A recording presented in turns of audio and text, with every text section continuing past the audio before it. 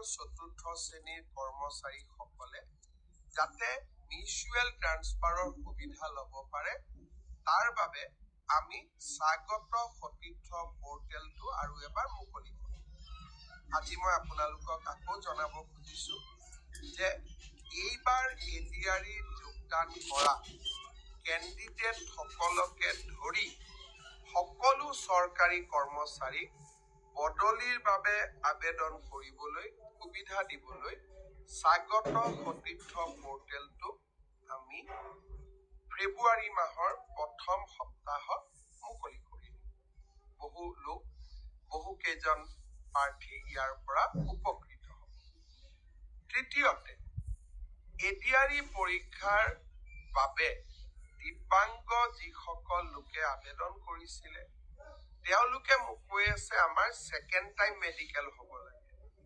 মই ৰাইজৰ কথা শুনি চলো। ছেকেণ্ড টাইম মই মেডিকেলৰ সুবিধা এটা আপোনালোকক আকৌ দিম। কিন্তু যদি আপোনালোক দিব্যাংগ নহয়, দিব্যাংগৰ কোটাত কিন্তু আমি আপোনালোকক চাকৰি কৰা সুবিধা নিদিম। সেইটো ক্ষেত্ৰত মোক হেঁচা নিদিব।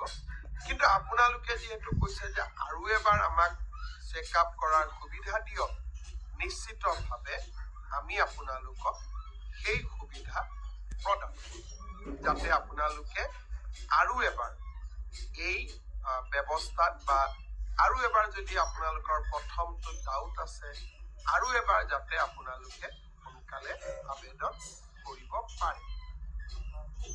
ভেঞ্চাৰ স্কুলৰ শিক্ষকৰ পৰ্টেলটো মই খুব সোনকালে মুকলি কৰি দিবলৈ শিক্ষা বিভাগক মই জনাইছো। মই বিশ্বাস কৰোঁ যে ৰণোজ পেগু ডাঙৰীয়াই খুব সোনকালে ভেঞ্চাৰ স্কুলৰ আবেদনৰ পৰ্টেলটো